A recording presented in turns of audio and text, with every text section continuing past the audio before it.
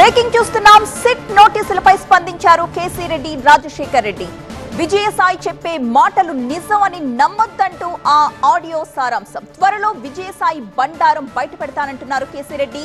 SIT నోటీసులపై న్యాయపరమైన ప్రయత్నాల్లో ఉన్నానని, పూర్తయిన తరువాత సిట్ కి పూర్తిగా సహకరిస్తాను అంటున్నారు కేసీ రెడ్డి. ఈ లిక్కర్ స్కామ్ లో A1 గా ఉన్న కేసీ రెడ్డి, రాజశేఖర్ రెడ్డి ఇంకా పరారీలోనే ఉన్నారు.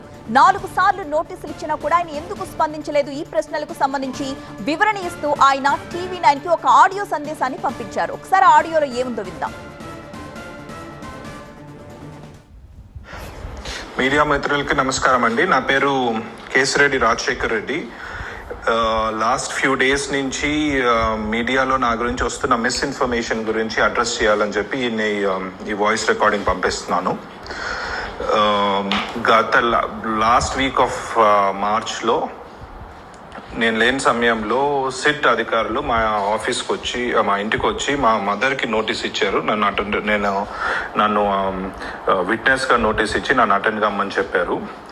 వితిన్ 24 hours ఆర్ సో నేను ఇమీడియట్లీ వాళ్ళకి రెస్పాండ్ అయ్యి, సార్ మీరు నాకు నోటీస్ ఇచ్చారు, నేను I'm more than willing to cooperate, నేను వస్తాను, బట్ నాకు ప్రైమరీలీ ఏదైనా బేసిక్ ఇన్ఫర్మేషన్ ఇవ్వండి, నన్ను ఎందుకు రమ్మంటున్నారు, ఏముంది, ఏమన్నా స్పెసిఫిక్ డాక్యుమెంటేషన్ ఏమన్నా తెమ్మంటారా, ఇంకేదన్నా నా గురించి ఏదైనా ఇన్ఫర్మేషన్ మీ దగ్గర ఉన్నది, ఎవరైనా చెప్పింది ఉందా, anything, give me some information so I can come prepared అని అడిగాను.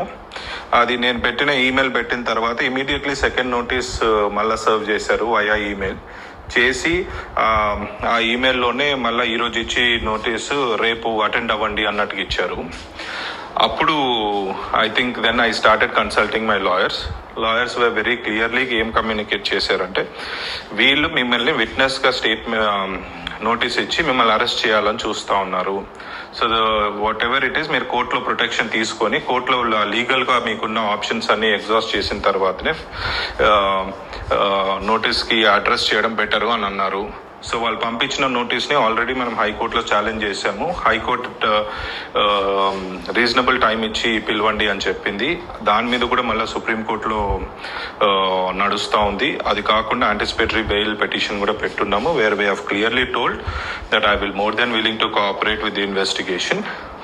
So it's just that I'm waiting to clear the legal, get some legal clarity before I can come there and attend.